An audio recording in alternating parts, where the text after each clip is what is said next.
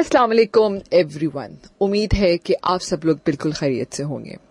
अंबर आपकी दोस्त आपके पसंदीदा शो ब्रांड्स अनलिमिटेड में, जो आप सुनते हैं हर बुध की सुबह 10 बजे से 11 बजे तक।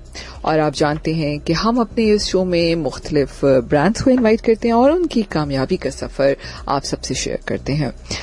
जब हम ब्रांड्स की बात करते हैं तो मैं हमेशा कहती हूँ कि आजकल ज़िंदगी की ज़रूरत की हर चीज़ किसी न किसी ब्रांड से वाबस्ता है। आज बहुत ही एक अहम और इम्पॉर्टेंट टॉपिक के ऊपर बात करेंगे। जब हम बात करते हैं जदीद दौर में ऑनलाइन, वैसे तो हम कोविड-19 के बाद से हर चीज़ हम ऑनलाइन ही करने लगे हैं। ऑनलाइन शॉपिंग भी बहुत आराम से अब कर लेते हैं। पूरी दुनिया में तो ऑलरेडी हो रहा था, लेकिन पाकिस्तान में ये ट्रेंड पिछले 5 से 6 सालों में बहुत सामने उभरता हुआ नजर आया। जब जदीद दौर में ऑनलाइन फ्रॉड और डिजिटल लेन देन के बढ़ते हुए रुझान जहां हम देख रहे हैं, उसके साथ साथ ये जानना भी बहुत ज़रूरी है कि आपकी जो सेंसिटिव इंफॉर्मेशन है अपनी सरमायाकारी के बारे में, उसको आप कैसे महफूज रखें। और आज हम ये जानने की कोशिश करेंगे इस शो में कि कैसे टेक्नोलॉजी के बेहतर इस्तेमाल से सरमायाकारी को ना सिर्फ महफूज बनाया जा सकता है, और किन ऐसी निशानियों के जरिए हम स्कैम्स को पहचान सकते हैं और इससे कैसे बच सकते हैं। इस अहम टॉपिक के ऊपर बात करने के लिए आज हमारे साथ स्टूडियो में मिस्टर सैयद मोहम्मद अनवर मौजूद हैं। He is head of IT JS investments. अस्सलाम वालेकुम अनवर साहब, कैसे हैं? वालेकुम अस्सलाम। Thank you so much for coming to my show. My pleasure. बहुत ही अहम टॉपिक है आज, स्कैम्स, फ्रॉड और साइबर सिक्योरिटी। ये बड़ा आजकल हॉट टॉपिक है। तो मैं चाहूंगी कि अगर हम इस वक्त इन स्कैमर्स की और ये जो सारे लोग हैकर्स इस वक्त आसपास हमारे घूम रहे हैं और हमें शायद पता भी नहीं होता, तो इसके बारे में क्या आप बताना चाहेंगे? देखें, जैसे जैसे टेक्नोलॉजी तरक्की कर रही है तो जहां उसके बहुत सारे फायदे हैं, वहां अगर उसको मिसयूज किया जाए तो उसके बहुत सारे नुकसान हैं। और अगर जो भी नई चीज आती है उसके कुछ रूल्स होते हैं, कुछ पैरामीटर्स होते हैं जो कि आपको फॉलो करने होते हैं उसको यूज करने के लिए। अगर आप उसको उस तरीके से उसके रूल्स के मुताबिक उसको फॉलो नहीं करेंगे तो आप उससे फायदा उठाने के बजाय आप उससे नुकसान उठा सकते हैं। इसी तरीके से ये जो, जैसे कि आपने बताया कि कोविड-19 के बाद एक वेव आई जिसके अंदर लोगों ने ऑनलाइन शॉपिंग स्टार्ट कर दी, ई-कॉमर्स हमारा जो है वो इंक्रीज करना शुरू कर दिया और लोगों को एक कॉन्फिडेंस आया उनके डिजिटल पेमेंट्स के ऊपर और डिजिटल जो हमारा इंफ्रास्ट्रक्चर है उसके ऊपर, और उसके बाद से ये सिलसिला मुस्तकिल आगे बढ़ता जा रहा है। अब जहां पे डिजिटल चीजों के बहुत सारे फायदे हैं, वहां अगर उसको थोड़ा हम एहतियात ना करें कुछ, तो उसके नुकसानात भी हैं। देखिए, मैं सबको यही कहता हूं कि जिस तरीके से आपकी फिजिकल सिक्योरिटी जरूरी है, आप घर के अंदर जब रहते हैं तो घर के दरवाजे बंद करते हैं, घर की खिड़कियां बंद करते हैं, और जब आप रोड के ऊपर आते हैं, गाड़ी में बैठते हैं तो गाड़ी को लॉक कर लेते हैं। कुछ पैरामीटर्स हैं जो आप ऑलवेज फॉलो करते हैं अपनी सिक्योरिटी के लिए, फिजिकल सिक्योरिटी। उसी तरीके से डिजिटल सिक्योरिटी भी जो है ना वो बहुत इंपॉर्टेंस रखती है। अच्छा, लोग इसको नॉर्मली जो है वो कैजुअल लेते हैं। वो कहते हैं कि जी हमारा क्या है, हमारे पास तो बैंक में कुछ क्या है, 20-25 हजार रुपए ही है, कोई ये लेके क्या करेगा, तो हमारा तो कोई ऐसा वो है ही नहीं। मगर बात ये नहीं है। बात ये है कि खाली आपके पैसे ही स्टेक्स पे नहीं है, आपकी रेपुटेशन स्टेक के ऊपर है, आपकी अपनी पर्सनल जो आपकी एक सेल्फ रिस्पेक्ट है, वो आजकल इस तरह के फ्रॉड्स आ गए हैं डीप सीक आने के बाद, कि आपकी पिक्चर्स को, आपकी वीडियोस को, आपके पर्सनल प्रोफाइल को वो बहुत नेगेटिवली यूज कर सकते हैं लोग इस तरीके से। तो आपको हर चीज के अंदर देखिए, मैं सबको ये कहता हूं कि once you click it's gone. जो भी चीज एक दफा आपने सोशल मीडिया पे, इंटरनेट के ऊपर आपने क्लिक कर दी, आपने कोई चीज अपलोड कर दी, अब वो उसका फुटप्रिंट जिंदगी भर रहेगा। जब तक कि इंटरनेट है वो कहीं ना कहीं, यू नेवर नो, आपने किसी को व्हाट्सएप पे मैसेज भेजा, आपने डिलीट फॉर एवरीवन कर भी दिया और आप ये मुतमईन होकर बैठ गए कि मैंने तो डिलीट कर दिया, बट एक्चुअल में वो डिलीट हुआ नहीं है, इज देयर। हो सकता है कि आपने जिन लोगों को भेजा उन्होंने उसको आपके डिलीट करने से पहले कहीं और फॉरवर्ड कर दिया। सही बात है। हो सकता है आपके मोबाइल से भेजा हो, उसने रिकवर कर लिया उसको। इसी तरीके से अगर देखा जाए तो मेरा अपना पर्टिकुलरली ताल्लुक जो है वो फाइनेंशियल इंडस्ट्री से है। हम जेएस इन्वेस्टमेंट में मैं काम करता हूँ। हमारी जो चीज होती है वो फाइनेंशियल लोगों को वेलनेस प्रोवाइड करना, उनके इन्वेस्टमेंट्स को देखना, उनके जो उनकी जिंदगी भर की कमाई है और जो उनके सरमाया है उसको महफूज तरीके से इन्वेस्ट करना। अच्छा, इस इंडस्ट्री के अंदर भी बड़ी जिद्दत आई है पिछले 2-3 सालों के अंदर। लोग जो है वो पहले मैनुअल ट्रांजैक्शन से निकल के अब लोग प्रेफर करते हैं कि वो उनको डिजिटल ट्रांजैक्शन के ऊपर आ जाएं, क्योंकि आजकल का जो दौर है उसके अंदर लोगों के पास टाइम नहीं है कि वो उठ के एक जगह से दूसरी जगह या ब्रांचेस में या वो मैनुअल फॉर्म भरेंगे। वो चाहते हैं कि उनकी सीट पे बैठे बैठे काम हो जाए। तो एक्चुअली जो एरा चल रहा है उसके अंदर ये एक्सपेक्टेशन नाजायज भी नहीं है। बिल्कुल। अच्छा, इसके लिए बैंक्स ने, इन्वेस्टमेंट कंपनीज ने, इंश्योरेंस कंपनीज ने और बाकी फाइनेंशियल सेक्टर ने अपनी जो डिजिटल फुटप्रिंट है वो बहुत बढ़ा लिया है। हर तरह की चीज जो है वो आप डिजिटली परफॉर्म कर सकते हैं। आप अकाउंट ओपनिंग से लेकर आप ट्रांजैक्शन, विड्रॉल, कन्वर्जन, जो चाहें आप वो डिजिटल, एक बैंक से दूसरे बैंक में पैसे ट्रांसफर, वो सारी चीजें सब डिजिटली हो जाती हैं। तो इसकी बहुत सारी आसानियां भी हैं। अच्छा, मैं थोड़ा सा अपने कंपनी के उसके बारे में बता दूं कि हमने पिछले 3-4 सालों के अंदर हमारा डिजिटल फुटप्रिंट जो है वो अल्हम्दुलिल्लाह बहुत तेजी से हमने ग्रो किया है उसके ऊपर। और इस वक्त जो सबसे ज्यादा आप कह लें कि सर्विसेज अगर डिजिटल साइड के ऊपर कोई कंपनी दे रही है तो आई प्राउडली से दैट कि वो जेएस इन्वेस्टमेंट जो है वो दे रही है। हमारा जो व्हाट्सएप बॉट है, state of the art WhatsApp bot है, वो आप कॉल नंबर सेव कर लें 0800008887। ये सेव करके आप अगर व्हाट्सएप के ऊपर मैसेज करेंगे तो चाहे आप हमारे कस्टमर हो या ना हो, आपको रेलेवेंट इन्फॉर्मेशन मिल जाएगी। ठीक है। और अगर आप कस्टमर होंगे तो वो तो फिर आपको अकाउंट स्टेटमेंट, ट्रांजैक्शन, इवन के फंड ट्रांसफर, इस तरह की भी सहूलत मिल जाएगी। और ये हमने इतना इंटेलिजेंट बनाया है कि ये आपके नंबर से खुद ही सेंस कर लेता है कि आप हमारे कस्टमर हैं या नहीं है। सही। इसके अलावा फिर हमने डिफरेंट किस्म की जो ऑनबोर्डिंग्स हैं वो हमने इंट्रोड्यूस कराई हैं। वीपीएस इंडिविजुअल अकाउंट ओपनिंग की जो ऑनबोर्डिंग है वो हमने रिसेंटली अभी इंट्रोड्यूस कराई है, जो कि it's a unique feature in the industry. और इसके अलावा भी जितने भी अकाउंट हैं वो सारे हमारे पास डिजिटली मौजूद है और हर तरह की ट्रांजैक्शन भी डिजिटली अवेलेबल है, मौजूद है हमारे पास। जी अनवर साहब, आप लास्ट आपकी बात हो रही थी कि आपने जेएस इन्वेस्टमेंट में कितना चीजें डिजिटलाइज कर दी हैं। जी अच्छा, इसके अंदर मैं एक चीज और बताना चाहूंगा आपको, वो बड़ी इंपॉर्टेंट है, नॉर्मली लोग उसको वैल्यू नहीं देते, कि ऐसी एप्लीकेशंस या ऐसी पेजेस जो कि आप किसी भी खास तौर से फाइनेंशियल इंस्टीट्यूट्स के जो कि आप यूज कर रहे हैं और वो आप पिछले 5 साल से और 10 साल से आप यूज कर रहे हैं और उसकी कोई अपग्रेड आपने की नहीं है, या जो कंपनी है उसने उसकी कोई अपडेट नहीं दी है, तो मैं आपको ये बताना चाहूंगा कि आईटी की जो फील्ड है वो इतनी रैपिडली जो है वो तरक्की कर रही है कि उसके अंदर वो टेक्नोलॉजी जो 5 साल पहले थी, 10 साल पहले थी, वो अब एब्सोल्यूट हो चुकी है और उस टेक्नोलॉजी के ऊपर अब वल्नरेबिलिटीज आ चुकी हैं। इसीलिए आपके विंडोज के ऊपर अक्सर पॉपअप आता होगा कि आपकी विंडोज की अपग्रेड आई हुई, आप इसको इग्नोर कर देते हैं और आगे चल जाते हैं। हम कहते हैं बाद में, लेटर। और अगर आप कर भी लेते हैं तो आप ये देखते हैं कि आपको अपग्रेड करने के बाद कोई चीज आपको नई नजर नहीं आती। आप कहते हैं यार अपग्रेड हुआ, मुझे पता नहीं चला कि क्या चीज नहीं आई। वो बेसिकली सिक्योरिटी पैचेस होते हैं जो विंडोज की तरफ से या एंड्रॉइड की तरफ से आपको प्रोवाइड किए जाते हैं, और अगर आप उसको इग्नोर करते हैं तो आप खुद अपने हाथों से अपने आप को वल्नरेबल करते हैं। तो वो जब भी कोई अपग्रेड आए तो आपको करनी चाहिए। और मैं ऐसी एप्लीकेशंस और एप्स को भी मैं कहना चाहता हूं जो पिछले 5-5, 10-10 साल से आपके पास लगी हुई है और या तो कंपनी ने या आपने खुद उसको अपग्रेड नहीं किया है, तो प्लीज आप उसकी टेक्नोलॉजी अगर कंपनीज की हैं तो उसको लेटेस्ट टेक्नोलॉजी के ऊपर ले आएं, ताकि अगर पुरानी टेक्नोलॉजी के ऊपर कोई वल्नरेबिलिटी थी तो वो कवर हो जाए।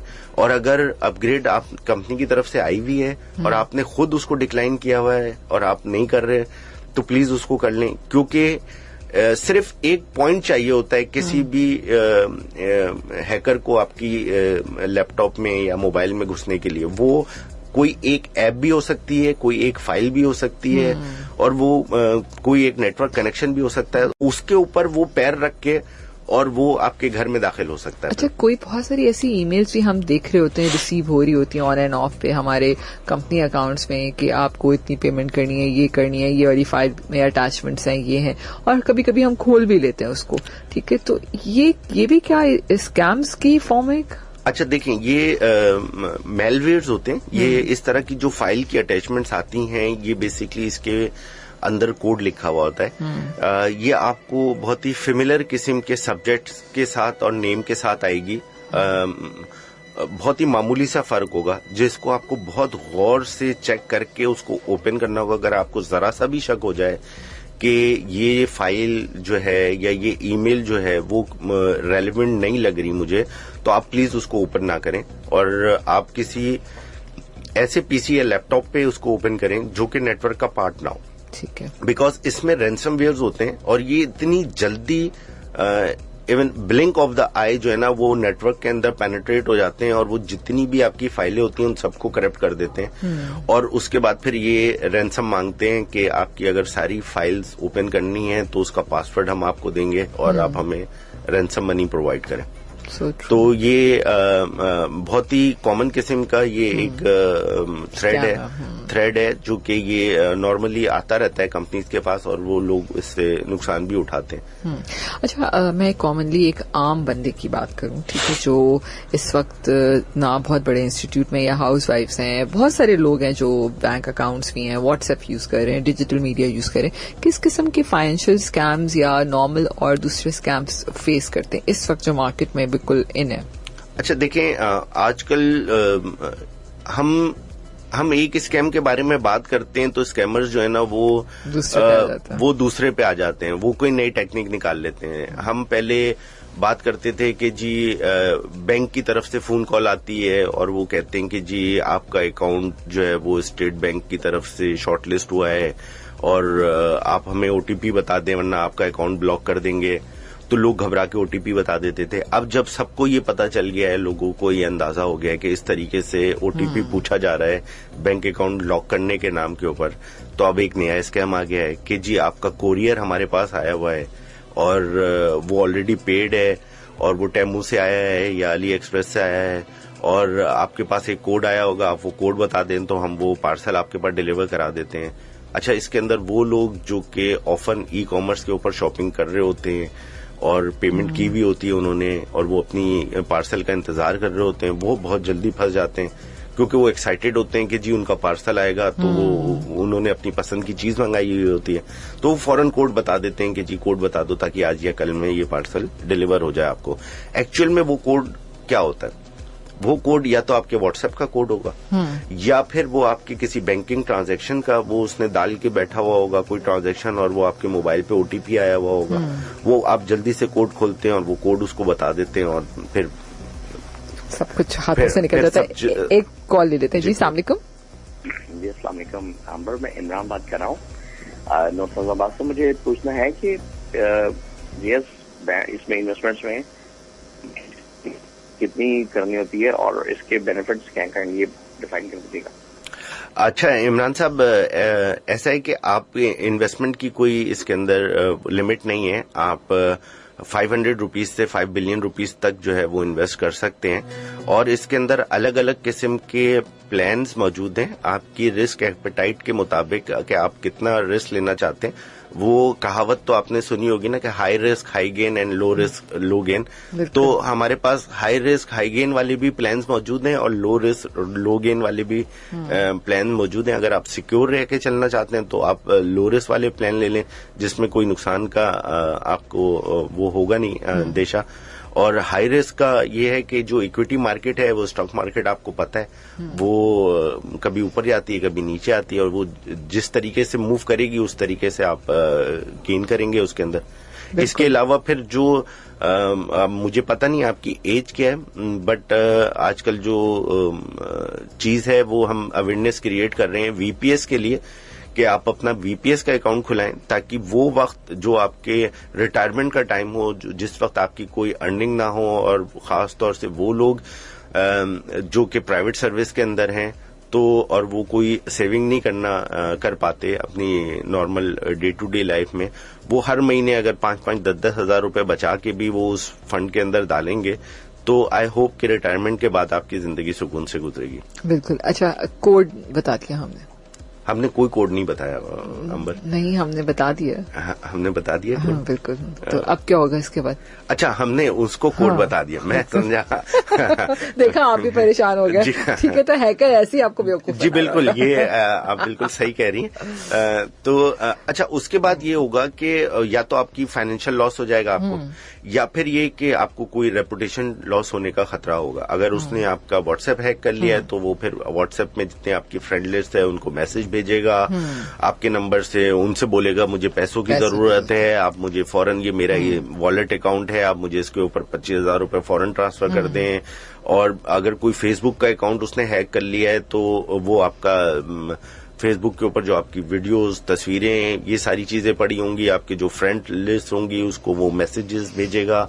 और वीडियो तस्वीरों को वो आपको ब्लैकमेल करने के लिए भी यूज कर सकता है, क्योंकि आजकल डीप फेक के ऊपर एआई ऐसी ऐसी तस्वीरें और वीडियोस क्रिएट कर देता है चेंज करके, जो पहले हफ्तों का, महीनों का काम होता था, वो घंटों के अंदर करके दे रहा है एआई।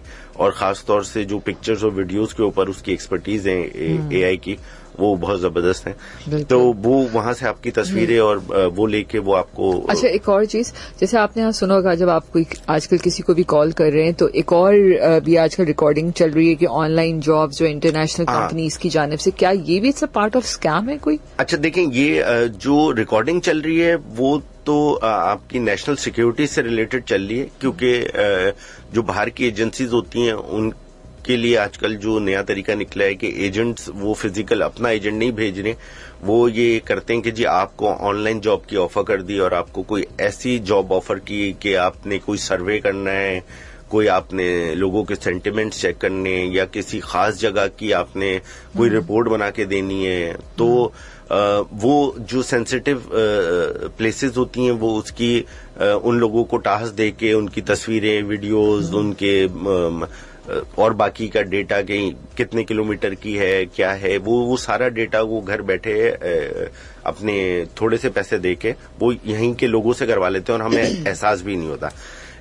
ये रिकॉर्डिंग, एक्चुअली जो रिकॉर्डिंग चल रही है उसका मतलब ये है जो अभी चल रही है। दूसरा जो स्कैम चल रहा है वो ये चल रहा है कि आपको लिंक्डइन के ऊपर अचानक से कोई आपको अप्रोच करेगा, मैसेज करेगा कि हमारे पास सऊदीया में कोई जॉब है, या हमारे पास यूएई में कोई जॉब है, या ओमान में कोई जॉब है, और आपकी प्रोफाइल बिल्कुल फिट हो रही है उस जॉब की क्राइटेरिया के ऊपर, क्या आप इंटरेस्टेड हैं? तो हर कोई कहता है कि हाँ जी मैं इंटरेस्टेड हूं।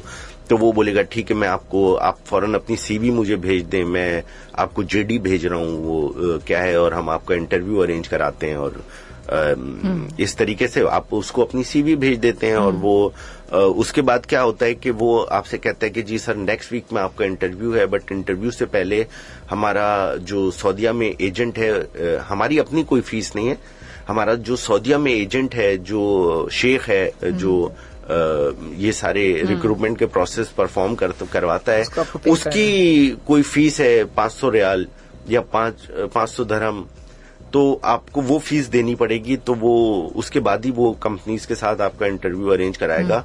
और अगर आपको ये जॉब पसंद नहीं आ रही है तो कोई मसला नहीं है, जो वंस आपने एजेंट को फीस दे दी तो वो आपके जॉब डिस्क्रिप्शन के लिहाज से और आपकी क्वालिफिकेशन के लिहाज से उसके पास वैकेंसीज आती रहती हैं, तो वो आपको कोई दूसरी, तो वो आपको मुख्तलिफ जॉब्स जो है ना वो आपको ऑफर करता रहेगा। तो अच्छा, वो इस सिलसिले में वो मुख्तलिफ लोगों के नाम भी लेंगे जो आपके बिजनेस से ही रिलेटेड हों, कि देखें उस कंपनी के मैंने इस बंदे को ऐसे लगवा दिया था और ऐसे कर दिया था। आप उसमें आ जाएंगे, ट्रैप में आ जाएंगे, और आप वो जो भी मांगेगा 500 रियाल या दरहम या 1000 रियाल, वो अच्छा ये पैसे भी जो है ना वो पोजीशन के लिहाज से मांगते हैं, मगर अगर वो किसी ऐसे कोई स्कैम कर रहे हैं जो कि बड़ी पोजीशन का है, कोई एचओडी लेवल का है, तो वो उससे ज्यादा पैसे मांगेंगे। और अगर ऐसे लोग, अच्छा उसके बाद ये लोग गायब नहीं होते, ये लोग गायब नहीं होते। ये क्या है कि ये आपके साथ टच में रहेंगे मुस्तकिल, वो आपको ये एहसास ही नहीं होने देंगे कि आपके साथ स्कैम कर दिया उन्होंने, और वो मुस्तकिल ये बोलेंगे हाँ सर वो तो इंटरव्यू हुआ था बट उन्होंने आपसे शॉर्टलिस्ट नहीं किया। अब ये नौकरी तो नसीब की बात है, आपका नसीब नहीं था। बिल्कुल जी। अच्छा अनवर साहब, बहुत सारे हर किसी की आदत होती है, हमारे आजकल जाहिर है जितनी जिंदगी डिजिटलाइज उतने पासवर्ड ज्यादा, ऐसे ही है ना? जी बिल्कुल। ठीक है, तो इनको महफूज कैसे करें इन पासवर्ड्स को? अच्छा देखिए, बहुत आसान है। अभी मैं आपसे शर्त लगा के कह सकता हूं कि लोगों ने अपने 90% जो सुनने वाले हैं उन्होंने अपने ही पासवर्ड अपने आप को खुद ही ईमेल किए हुए होंगे। वो और अगर वो उनके ईमेल आईडी कंप्रोमाइज हो जाता है तो उनके जितने भी पासवर्ड है ना वो सारे लीक हो जाएंगे। वो सारा जाहिर सी बात है, जो कंप्रोमाइज करेगा, जो हैक करेगा वो सारे देख लेगा उसके सही अंदर। बात है। तो लोगों को याद नहीं रहते क्योंकि बैंक अकाउंट के अलग पासवर्ड हैं, सोशल मीडिया के मुख्तलिफ प्लेटफॉर्म के अलग अलग पासवर्ड हैं। लोग कितने पासवर्ड याद रखें। सही बात है। और दूसरी तरफ हम ये भी कहते हैं कि एक पासवर्ड रखना नहीं है, आपने हर जगह अलग अलग पासवर्ड रखना है। ये भी हम ही साइबर सिक्योरिटी एक्सपर्ट ही ये कहते हैं कि जी आपने हर जगह एक पासवर्ड नहीं रखना, क्योंकि एक लीक हो गया तो फिर सारे ही लीक हो जाएंगे। तो अब ये तो पब्लिक के लिए प्रॉब्लम खड़ी हो गई। तो इसका तरीका ये है कि आप पासवर्ड की एक फाइल बनाएं, बेशक अपने आप को ईमेल कर लें, मगर उससे पहले उसको जिप करके उस रार फाइल के ऊपर, जिप फाइल के ऊपर पासवर्ड लगा दें, और खाली वो वाला पासवर्ड याद रखें क्योंकि जो रार फाइल का पासवर्ड है। क्योंकि रार फाइल का जो पासवर्ड है रार फाइल के ऊपर, वो अगर आपने अल्फा न्यूमेरिक करके और डिजिटल और कोई स्पेशल कैरेक्टर वगैरह लगा के आपने लगा दिया ना 7-8 कैरेक्टर का, तो it's very hard to break. तो अगर आपका ईमेल आईडी कंप्रोमाइज हो भी जाता है तो वो फाइल क्रैक नहीं हो पाएगी। ओके। तो ये एक सिंपल तरकीब है जो कि मैंने खुद इजाद की है कि क्योंकि लोग अपने नॉर्मली डेस्कटॉप पे रख लेते हैं, मोबाइल के अंदर अपने आप को खुद ही व्हाट्सएप भी कर लेते हैं पासवर्ड कहीं का बना के। अब आप ये सोचें अगर आपका व्हाट्सएप कंप्रोमाइज हो गया, तो बहुत हो रहा है आजकल। तो आजकल हो भी रहा है, लोग बहुत कर भी रहे हैं। तो मतलब ये कि एक चीज कंप्रोमाइज हुई तो सारी चीजें कंप्रोमाइज। मगर अगर वो फाइल जिप में होगी और उसके ऊपर जिप फाइल के ऊपर पासवर्ड लगा होगा और 8-9 कैरेक्टर का लगा होगा, तो एल्गो ये कहता है कि उसको तकरीबन 10 साल चाहिए क्रैक करने के लिए, अगर उसको ऑटोमेटिक क्रैकिंग के ऊपर भी लगाएं तो। सही बात है, बिल्कुल आप सही कहें। जैसे बैंक से बहुत सारी स्टेटमेंट्स आती हैं तो उसके ऊपर पासवर्ड्स लगे होते हैं ना? जी, उसके ऊपर पासवर्ड्स लगे हुए होते हैं, और वो आपका शनाख्ती कार्ड नंबर होता है या आपका डेबिट कार्ड के आखिर के 4 डिजिट होते हैं, या फिर बीच के कुछ डिजिट पूछ लेते हैं वो। तो जिप फाइल करें, उसके अंदर पासवर्ड लगाएं और 8 कैरेक्टर 9 कैरेक्टर का पासवर्ड लगाएं मिक्स करके अल्फा न्यूमेरिक स्पेशल कैरेक्टर के साथ, तो इंशाल्लाह आप सिक्योर रहेंगे। बिल्कुल। अच्छा, इसमें रोल ऑफ एसएससीपी अगर मैं डिस्कस करना चाहूँ तो वो क्या है? अच्छा देखें, जितनी भी फाइनेंशियल इंडस्ट्री है, ये एएमसीज हो गए, इंश्योरेंस कंपनीज हो गई, इनको तो एसएससीपी रेगुलेट करता है, और जो बैंक्स हो गए उनको स्टेट बैंक उनका प्राइमरी रेगुलेटर है। They are very focus on it, cyber security. आप असेंबली से साइबर सिक्योरिटी का जो ऑर्डिनेंस पास हुआ था एक 2014 या 15 के अंदर, वो उन्होंने रूल बना दिए थे साइबर सिक्योरिटी से रिलेटेड, और उसके बाद एससीसीपी ने इसके ऊपर बड़ी ही जबरदस्त सर्वेलेंस रखी हुई है, और वो मुख्तलिफ टाइम के ऊपर मुख्तलिफ फ्रेमवर्क्स जो नोटिफिकेशंस होते हैं उसके अंदर लोगों को गाइड करते रहते हैं, कंपनीज को, कि उनको क्या क्या मेजर्स लेने हैं, और फिर वो जो उनकी गाइडेंस होती है वो ऑडिट का पार्ट बन जाती है। मतलब we have to do it, और वो फिर हमें ऑडिट कराना पड़ता है उसका, तो हमें वो उसको कंप्लीट करना पड़ता है। तो ये एससीसीपी की तरफ से एक बड़ा अच्छा इनिशिएटिव है कि वो मुस्तकिल जो चेंजिंग साइबर वर्ल्ड है वो उसको अडॉप्ट करते जा रहे हैं, और उसके लिहाज से अपने फ्रेमवर्क्स के अंदर तब्दीली करते जा रहे हैं, और जो कंपनीज हैं उनको गाइड भी करते हैं, उनको मॉनिटर भी करते हैं, जिससे उनका प्राइमरी रीजन ये होता है कि इन्वेस्टर के इंटरेस्ट को सेफगार्ड किया जा सके। बिल्कुल। अच्छा, जिन लोगों के बैंक अकाउंट्स नहीं होते, ठीक है, बहुत सारी हमारी परसेंटेज है पाकिस्तान में उनके बैंक अकाउंट्स नहीं है, वॉलेट अकाउंट्स है, तो क्या वॉलेट अकाउंट्स में भी कोई स्कैम्स हो सकते हैं? देखिए अंबर, सबसे ज्यादा स्कैम तो वॉलेट अकाउंट से ही होते हैं। अच्छा, सबसे ज्यादा स्कैम्स वॉलेट अकाउंट से ही होते हैं, क्योंकि ये जितने भी स्कैमर्स होते हैं इन सबके पास वॉलेट अकाउंट होते हैं, और जब भी कोई स्कैम करके पेमेंट रिसीव करते हैं तो कोई भी किसी प्रॉपर बैंक अकाउंट के अंदर पेमेंट रिसीव नहीं करता, क्योंकि उसकी प्रॉपर केवाईसी हुई होती है, वो लोगों का पता होता है कि वो लोग कौन है जिनका ये बैंक अकाउंट है। मगर जो वॉलेट अकाउंट होते हैं वो तो आपने सिम ली और आपने वॉलेट अकाउंट रजिस्टर्ड कर लिया उसी वक्त उसी वक्त। अच्छा, अब आप ये बोलेंगी कि वो जिसके नाम पे सिम है आप उसको पकड़ लें। तो अंबर ऐसा है कि मैंने 1-2 केसेस इस तरह के इन्वेस्टिगेट किए हैं। वो जो सिम निकलती है वो किसी 80 साल के बाबे की निकलती है इंटीरियर में, जिसको पता भी नहीं होता कि मोबाइल कोई चीज होती है।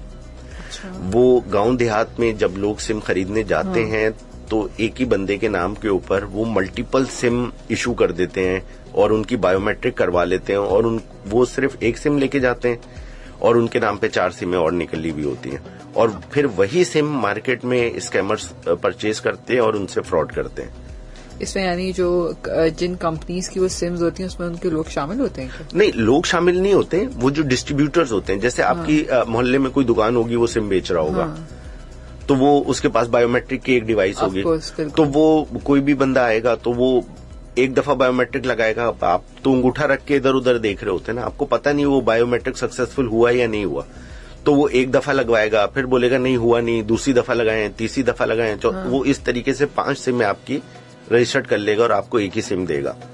अच्छा, और हम वहाँ देख भी नहीं रहे होते? नहीं, हम देख भी नहीं रहे होते ना मशीन के ऊपर, तो हम कहते हैं हमारी क्या समझ में आएगा, वो लगवा रहा है तो लगाने दें इसको। तो आपके नाम पे सिम इशू हो गई, और वो जितने भी स्कैमर्स होते हैं अगर आप उनका नंबर ट्रैक करें, ये मैं FIA के साथ भी मैं एक उसके टास्क के ऊपर उनके साथ मैं इंगेज था, तो उनके साथ भी ये चीज शेयर हुई, तो उन्होंने भी मुझे बताया कि अनवर भाई ऐसा है कि जितनी भी सिम्स होती है ना, जितना भी लोकेशन बल्कि निकल रही होती है लोगों की, वो सब इंटीरियर की निकल रही होती है। वो interior Punjab, interior KPK, interior Balochistan या इंटीरियर सिंध, मतलब वो ऐसी जगहें हैं जहां पुलिस को पहुंचने में 2 दिन लगेंगे। अच्छा, अब देखिए यहाँ पर सवालात आ रहे हैं। सवाल बहुत अच्छा, आपको याद है मैंने आप शो से पहले हम डिस्कस करी थी कि लोग इंटरनेशनल वहां बाहर से यहाँ पर कॉल्स करके हैक कर रहे हैं। ये देख रहे हैं, कह रहे कि कोरिया से बैठकर लोग जो है ना यहाँ पर फोन करके हैक कर रहे हैं। जी बिल्कुल, देखें आपको पहले ही बताया कि AI का जमाना है, वहां से आपको कोई वीजे की ऑफर हो सकती है, वहां से आपको कोई जॉब की ऑफर हो सकती है, वहां से आपको कोई स्टूडेंट वीजे की ऑफर हो सकती है, तो मतलब किसी प्रॉपर्टी के लिए परचेज करने के लिए आपके पास खुद पर्सनल कॉल आ सकती है कि सर दुबई में एक प्रॉपर्टी आप इंटरेस्टेड हैं, मैं आपको तस्वीरें भेज देता हूँ, वीडियो भेज देता हूँ, तो आपको दुबई आना है तो मैं आपका वीजा लगवा देता हूँ, तो आप वीजा फीस मुझे ट्रांसफर कर दें। मतलब कहीं से भी आप ये देखें कि अभी कुछ अरसे पहले मैंने देखा कि एक स्कैम चल रहा था कि जी एक 90 इंच की LED स्क्रीन ले लें आप 35,000 रुपए में, सैमसंग ओरिजिनल। तो मैंने बोला ये कहाँ से 35,000 रुपए में कहाँ से 90 इंच की LED स्क्रीन आ रही है। जाके देखा तो वो फेसबुक पे ऐड चल रहा है कि जी हम चमन बॉर्डर से हम स्मगल शुदा माल हमारे पास है और हम 90 इंच की स्क्रीन दे रहे हैं 35,000 रुपए में, 25,000 रुपए आप एडवांस दे दें, 10,000 रुपए डिलीवरी के बाद। जब इतनी बड़ी ऑफर कर रहा आदमी कह रहा है 10,000, पूरे पैसे भी नहीं ले रहा है, तो वो लोग पैसे दे देते हैं, और वो कुछ है नहीं चमन बॉर्डर वगैरह, वो 25,000 रुपए वो आपसे लेगा अपने मोबाइल से, जिस अकाउंट में उसने पैसे लिए वॉलेट अकाउंट में, क्योंकि वॉलेट अकाउंट अगर अनरजिस्टर्ड है, नॉन बायोमेट्रिक वॉलेट अकाउंट है, तो उसकी मैक्सिमम लिमिट ही 25,000 रुपए। वो 25,000 रुपए आपसे लेगा, वो वॉलेट अकाउंट क्लोज करेगा, वो पैसे कहीं और ट्रांसफर करेगा, सिम तोड़ेगा, फेंक देगा, खत्म कहानी, और आप अपनी LED का इंतजार करते रहेंगे। 25,000 तो उसको मिल गया। वो ये खाली LED 25,000 का अमाउंट वाकई में बहुत कॉमन है जी। अब 25,000 के अंदर की जितनी पेमेंट है, वॉलेट अकाउंट के अंदर जितनी भी पेमेंट है, वो सारी डेंजरस है। अगर आप उस बंदे को जानते नहीं है और फोन पे ही आपकी कम्युनिकेशन हो रही है या SMS पे या WhatsApp के ऊपर हो रही है, लेकिन बाकी के जो अकाउंट है ना वो प्रॉपर अकाउंट है, उनकी प्रॉपर बैंक की कंप्लायंस, उसकी KYC करती है, वो उन लोगों को जानती है, उसकी सिग्नेचर वेरीफाई होती है, लोकेशन होती है, वो सारी चीजें होती हैं। तो बैंक अकाउंट के ऊपर आप उस ट्रांजैक्शन को होल्ड भी करा सकते हैं, या अगर आप क्लेम कर दें कि मैंने गलती से ट्रांसफर कर दी है तो रिवर्ट बैक भी हो सकती है। डिस्प्यूट भी क्रिएट करवा सकते हैं आप स्टेट बैंक को बोल के, SHGP को बोल के, बैंकिंग मुतसिब को बोल के। बट वॉलेट अकाउंट के ऊपर तो कुछ नहीं है ना, उसने सारे पैसे ट्रांसफर किए या विड्रॉ कर लिए, ट्रांसफर भी नहीं करते बल्कि वो विड्रॉ कर लेते हैं। क्यों ट्रांसफर करेंगे तो फिर बैक ट्रैक कर लेंगे कि ये पैसे इस अकाउंट से किस अकाउंट में गए, तो उनको पता लग जाएगा। वो किसी भी मर्चेंट के पास जाते हैं, वहां से पैसे निकाले, विड्रॉ किए, वॉलेट अकाउंट क्लोज किया, सिम तोड़ी, फेंक दी। अब वो नई सिम से नया स्कैम करेंगे। अच्छा देखें, ये जो आपने अभी अनाउंसमेंट की ना कि कोई ऐसा स्कैम जो कि आप हमने डिस्कस ना किया और आपके साथ हुआ तो बताएं, तो ये एक्चुअल में टॉपिक ही इतना लंबा है कि ये अभी आपने बहुत कुछ जैसे डिस्कस नहीं किया। हाँ, लोगों के पास डिफरेंट किस्म की चीजें हो सकती हैं जो हमने डिस्कस नहीं की हो। अच्छा, अब बात ये है कि अगर कुछ चीज ऐसी हो गई तो आपको करना क्या। देखिए, दो चीजें आपके पास, दो किस्म के स्कैम होंगे। एक तो ये जिससे आपको फाइनेंशियल लॉस होगा, दूसरा स्कैम ये कि जिससे आपकी रेपुटेशन को लॉस होगा, इन्फॉर्मेशन लॉस होगी, आपकी रेपुटेशन स्टेट के ऊपर आएगी। तो हम सबसे पहले इम्पोर्टेंट, क्योंकि आपके पास टाइम कम है तो अगर लंबा चला गया तो लोगों के पास इन्फॉर्मेशन हमारे पास। हाँ, तो मैं सबसे पहले फाइनेंशियल लॉस वाली चीज के ऊपर मैं बता देता हूँ आपको कि देखिए, इमीडिएटली जैसे ही आपको ये एहसास होता है कि आपके साथ स्कैम हो गया है, आपने सबसे पहले उस बैंक को बताना है, वहां पे कॉल सेंटर पे फोन करके आपने बताना है कि आपके साथ इस तरीके का स्कैम हो गया। तो देखिए, अगर के ट्रांजैक्शन उनके एंड के ऊपर कहीं पे पेंडिंग हुई और रिवर्सेबल हुई तो वो सबसे पहले वो रिवर्स कर देंगे। उसके बाद आपने दूसरा आपने ये करना है कि आपने जो टारगेट बैंक है जहां पे आपने पैसे भेजे, उस बैंक के अंदर भी आपने कंप्लेंट करनी है अकाउंट नंबर बताते हुए कि जी ये मुझसे स्कैम हुआ है और मेरे इस बैंक से पैसे ट्रांसफर होके मैंने इस बैंक में, आपके बैंक में भेजे जो कि स्कैम के जरिए मुझसे ली गए हैं, तो आप काइंडली ट्रांजैक्शन होल्ड कर दें। तो अगर उसने पैसे अभी तक विड्रॉ नहीं किए, ट्रांसफर नहीं किए, तो वो लोग भी कोई इसके ऊपर एक्शन ले सकते हैं। उसके बाद फिर आपने सबसे पहले FIA को कॉल करनी है। FIA का नंबर है 1991, ये उनका हेल्पलाइन नंबर है 1991। हमारी जो साइबर सिक्योरिटी की टीम है FIA की, they are excellent, they have a wonderful expertise, और वो 24/7 जो है वो इनकी हेल्पलाइन चल रही होती है। और वो हो सकता है कि वो आपसे ये बोलें कि जी आपने रिपोर्ट करनी है आके FIA के सेंटर में। अच्छा, ये इसलिए भी जरूरी है रिपोर्ट करना क्योंकि आप झूठ मूठ भी किसी के खिलाफ कंप्लेन कर सकते हैं ना। How they come to know कि either the complainant is genuine और नॉट। तो वो बाकायदा पूरे एविडेंस के साथ आपको फिजिकली FIA सेंटर बुलाएंगे, और ये कोई वैसा नॉर्मल किस्म का पुलिस स्टेशन नहीं है। बहुत अच्छा उनका सेंटर बना हुआ होता है, पूरा जी कॉर्पोरेट लेवल का। नाम सुन के बंदा डर जाए कॉर्पोरेट। नहीं, डरने की बात नहीं है। यही मैं अर्ज कर रहा हूं आपसे कि देखें, अगर आप डरेंगे, आप ये सोचेंगे कि मैं FIA के पास क्यों जाऊं, तो उल्टा फंस जाऊंगा, तो वो आप अपने साथ बुरा करेंगे। आप जाके देखें, आपका माइंडसेट बिल्कुल चेंज हो जाएगा FIA के मुताबिक और पुलिस के मुताबिक। जो जिस तरीके का वो आपको वेलकम करेंगे, जो उन्होंने वहां पे प्रोसेसेस बनाए हुए हैं, वो बड़े अच्छे बनाए हुए। तो इन्होंने बाकायदा पूरा FIA ने एक सेल बनाया हुआ है NR3C के नाम से, जो कि साइबर क्राइम और इस तरह की फ्रॉडलेंट एक्टिविटीज साइबर रिलेटेड जो है वो उसको मॉनिटर कर रहा होता है। इनकी वेबसाइट भी है NR3C वालों की, जो कि आप जाके विजिट कर सकते हैं और वहां पे ऑनलाइन कंप्लेंट भी डाल सकते हैं। बट ऑनलाइन कंप्लेंट डालने के बाद वो फिजिकल आपको बुलाएंगे ही जरूर। मैं इसलिए बता रहा हूँ यूजर को, ताकि लोग जिनके साथ ये हुआ है उनको जब फिजिकली बुलाया जाए तो वो शॉक ना हो, क्योंकि उनको फिजिकल एविडेंस चाहिए होते हैं FIR काटने के लिए। ठीक है। अच्छा, उसके बाद फिर आप स्टेट बैंक के अंदर कंप्लेंट कर सकते हैं, आप बैंकिंग मुतसिब में कंप्लेंट कर सकते हैं, आप SHGP को इन्फॉर्म कर सकते हैं। अच्छा, अब इसके अंदर अंबर मैं एक बात ये कहना चाहता हूं कि हमारे पास डिफरेंट किस्म की NGOs बनी हुई हैं, जिसमें एनिमल प्रोटेक्शन की NGOs हैं, चाइल्ड प्रोटेक्शन की NGOs हैं, वुमेन राइट्स की NGOs हैं। आपका साइबर क्राइम के विक्टिम्स के लिए कोई NGO नहीं है। कोई ऐसा इदारा नहीं है जहां पे जो इन लोगों को, जो इनके विक्टिम्स हैं, वो उनको गाइडलाइन प्रोवाइड कर सके, वो उनको लीगल एड प्रोवाइड कर सके। देखिए, फाइनेंशियल लॉस तो एक चीज है ना, आपका लॉस हो गया वो इरिकवरेबल है, मगर जो आपकी रेपुटेशन का लॉस है, जो दूसरी साइड के ऊपर मैं आ रहा हूं, जो किसी ने आपकी कोई वीडियो लीक कर दी, कोई आपकी कोई प्राइवेट पिक्चर लीक कर दी आपका, या लीक करने की धमकी दे रहा है कि मैं लीक कर दूंगा या आपकी वीडियो वायरल कर दूंगा। आप अक्सर सुनती रहती हैं फेसबुक के ऊपर कि इस एक्टर की कोई वीडियो आ गई है या पिक्चर आ गई है, और उससे वो ना सिर्फ उनको फाइनेंशियल लॉस, उसके सामने कुछ नहीं, वो जितने मेंटल स्ट्रेस, मैंने FIA के सेंटर में ऐसी बच्चियां देखी हैं जो रो रही होती हैं। अब वो उनका केस ऑब्वियसली आप खुद भी समझ सकती हैं, अकलमंदे में भी, और ऑडियंस भी समझ सकती है कि वो वहां पे बैठी हुई क्यों स्ट्रेस में है, क्यों रो रही हैं, उनके साथ क्या हुआ है ऐसा जो वो इतनी परेशान है। उनको कोई ऐसा इदारा नहीं है जो उनकी हैंड होल्डिंग करे, जो उनको गाइड करे कि अब आपने ये करना है, और जो इस तरह के काम करने वाले लोग हैं उनको निशाने इबरत बना सके।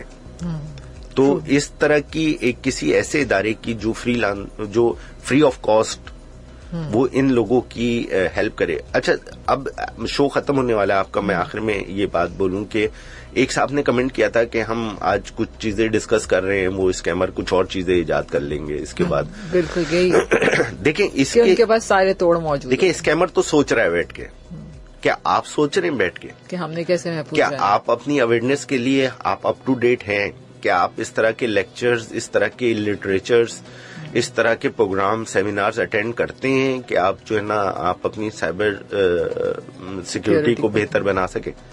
तो अगर स्कैमर अपने आप को अपडेट कर रहा है तो आपको भी अपने आप को अपडेट करना चाहिए। इसके अंदर मैं एक क्विक आपको मैं एक चीज बोल दूं, बड़ी जरूरी। देखें, जेनजी जो है ना, वो आजकल थोड़ा अवेयर है, वो इतना वो नहीं है कि आप उसको आसानी से बेवकूफ बना लें। जो मिलीनियर्स हैं, जेन एक्स है, बूमर्स हैं, वो तो फौरन बन जाते हैं। वो क्या है, वो बेचारे टेक्नोलॉजी से भी है ही नहीं, उनको पता ही नहीं है। अब उनके बैंक अकाउंट्स हैं, उनके ऑनलाइन हैं, क्रेडिट कार्ड्स हैं, सारी चीजें, मगर ये कि वो उनके पास कोई कॉल आती है, वो कहते हैं कि जी हम स्टेट बैंक से बात कर रहे हैं, आपके पास OTP भेजा, आपका अकाउंट ब्लॉक हो जाएगा, वो फौरन परेशान हो जाते हैं। वो फौरन परेशान हो, और वो कोड बता देते हैं। अच्छा, सबसे ज्यादा पैसे भी उन्हीं के पास हैं। जेनजी बेचारे के पास तो पैसे ही नहीं है। सही बात है। तो वो जो बूमर्स हैं, मिलीनियर्स हैं, जेन एक्स हैं, उन्हीं के पास सबसे ज्यादा पैसे हैं, और वो बेचारे थोड़ा बैकवर्ड चल रहे हैं, वो इतने अप टू डेट नहीं है, और वो इतने फ्रीली, उनके पास टाइम भी नहीं है। उम्र के भी उस हिस्से में दिल में फौरन तकलीफ हो जाती है। हाँ, तकलीफ हो जाती है सुन के, और वो उनको समझ में भी नहीं आती टेक्नोलॉजी की चीजें। उनको एजुकेट करना, अपने पेरेंट्स को एजुकेट करें, अपने ग्रैंड पेरेंट्स को एजुकेट करें, अपने अंकल आंटीज को एजुकेट करें, बैठ के बताएं उनको कि इस तरह की चीजें, स्कैम्स हो सकते हैं। आपने कोरियर के नाम के ऊपर OTP नहीं बताना है।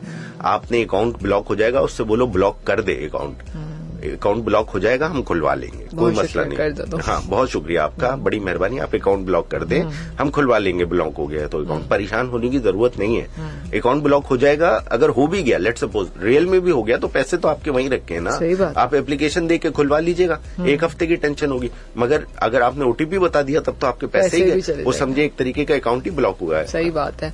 और प्लीज ये मत समझे कि वो आप 25,000 लेके क्या करेगा, ये सोचें कि वो 25,000 आपके लिए कितने अहम है। जी बिल्कुल आप सही कह रहे हैं। और मैं आखिर में ये चाहूंगी कि कोई और इम्पोर्टेंट टिप ऐसी जो आप लिसनर्स को देना चाहें रिगार्डिंग साइबर सिक्योरिटी और डिजिटल मीडिया का इस्तेमाल और इस तमाम चीजों के। देखिए, मैं अहम टिप, मैं लास्टली मैं सिर्फ ये कहना चाहता हूँ कि देखिए, हमने इंडिविजुअल को तो बहुत फोकस कर लिया, कंपनीज को भी चाहिए कि वो मुसलसल जो है वो अपनी वनरेबिलिटी असेसमेंट कराती रहें, क्योंकि पर्सनल इंफॉर्मेशन जो बल्क में लीक होती है, उसका जो मेन सोर्स होता है वो कंपनीज ही होती हैं। वो आपने अक्सर सुना होगा कि किसी पिज्जा वाले का डेटा हैक हो गया है, मैं किसी ब्रांड का नाम नहीं लूंगा, वो किसी मेकअप कंपनी का डेटा हैक हो गया है, या किसी स्कूल का डेटा। अब उससे स्कूल का डेटा हैक हो गया, आपने तो बड़ा कैजुअल ले लिया ना, बट उसमें क्या है, आपकी डेट ऑफ बर्थ चली गई, आपकी मदर का नाम चला गया, आपके फादर का नाम चला गया, आपका एड्रेस चला गया, आपका NIC चला गया, आपका ईमेल एड्रेस चला गया, आपका टेलीफोन नंबर चला गया, बचा क्या? ऑफिस के ईमेल आईडी, सारी नंबर, सारी इंफॉर्मेशन तो पहुंच गई वो उसके पास। अब अगर आप वो किसी वेरिफिकेशन में जाएगा, वर्बल वेरिफिकेशन में, तो उसके पास तो सारी इंफॉर्मेशन है आपकी। तो वो ऑर्गेनाइजेशंस को चाहिए कि वो वल्नरेबिलिटी असेसमेंट्स अपनी ऑफन कराती रहें, कम से कम साल में एक दफा तो जरूर ही कराएं, और जो गैप्स हो उनको फुलफिल करें, ना सिर्फ अपने लिए बल्कि अपने कस्टमर की सेफ्टी के लिए ये काम करें प्लीज। बिल्कुल। Thank you so much Anwar साहब, आई थिंक इट्स वंडरफुल। बहुत ही जबरदस्त तरीके से आपने हमें तमाम जो मेजर्स हैं जो हमें लेने चाहिए वाइल यूजिंग, हम डिजिटल बैंकिंग कर रहे हों या ऑनलाइन पेमेंट्स कर रहे हैं या कुछ कॉल्स भी रिसीव्स होती हैं हमारे पास, बहुत दफा इस तरह होता है, तो बहुत सोच समझ के हमें हर चीज का जवाब देना चाहिए। आई नो हम बहुत जल्दी में होते हैं, हर वक्त हमें होता है कि ये काम भी जल्दी जल्दी हो जाए, तो आई थिंक हमें कुछ मिनट सब काम रोक के सोचना चाहिए। थिंक बिफोर क्लिक, ये आप अपना लिख के लगा लें अपने टेबल के ऊपर, थिंक बिफोर क्लिक। बिल्कुल, यस। वैसे तो वो कहते हैं ना, बोलने से पहले भी आपको सोच लेना चाहिए। वो अब कहावत पुरानी हो गई, अब थिंक डिजिटलाइज हो गई, ये वाली डिजिटलाइज हो गई है, think before click. Yes. Wow, thank you so much for coming. कैसा लगा शो पे आके? रेडियो की इम्पोर्टेंस पे कुछ कहेंगे? नहीं, बहुत अच्छा है, और ये आपका जो ये इनिशिएटिव है, मैं कहता हूं इस तरह के इनिशिएटिव बाकी दूसरी एफएम उनको भी लेना चाहिए और मीडिया को भी लेना चाहिए कि ये स्पेशल देखें। हम कहते हैं कि अवेयरनेस क्रिएट करने से ही ये आखिरी हल है साइबर सिक्योरिटी को, क्योंकि एक आदमी कोई जाके खुद तो अटैक नहीं कर सकता। ये कोई नॉर्मल फिजिकल वॉर तो है नहीं कि एक मुक्का उसने मारा तो दूसरा आपने मार दिया। ये खाली अवेयरनेस ही है जो आपको सेफगार्ड कर सकती है। बिल्कुल। तो ये जितनी ज्यादा आप जैसे जो मीडिया के लोग हैं वो अवेयरनेस क्रिएट करेंगे, उतनी ज्यादा जो है वो लोगों को फायदा होगा और लोगों को इन्फॉर्मेशन मिलेगी। बिल्कुल। Thank you so much Anwar साहब, once again thank you JS investments का कि आप आए और उनकी तरफ से आपने बहुत ही कीमती इन्फॉर्मेशन दी है, और मैं समझती हूँ इससे इंडिविजुअल, कंपनी सब इससे फायदा उठा सकेंगे। और प्लीज अगर ये वीडियो आप बाद में भी देखना चाहें, इस वक्त मिस कर चुके हों, और ज़ाहिर है रेडियो पे तो आप नहीं दोबारा सुन पाएंगे, लेकिन ये हॉट एफएम 105 के फेसबुक पेज पे अवेलेबल होगी, वेबसाइट पर, और अंबर रज़ाक के यूट्यूब चैनल पे भी आप इसको देख सकेंगे। अपना बहुत सा ख्याल रखिएगा। अल्लाह हाफिज। JS Investments। मजीद मालूमात के लिए 0800-00-887 पर कॉल करें या इन्वेस्ट लिखकर 8027 पर SMS करें। म्यूचुअल फंड्स में सरमायाकारी के नतायज मार्केट के हालात पर मुनहसर हैं। सरमायाकारी की पॉलिसियों और रिस्क को बखूबी समझने के लिए ऑफरिंग दस्तावेज़ात का मुताला कीजिए।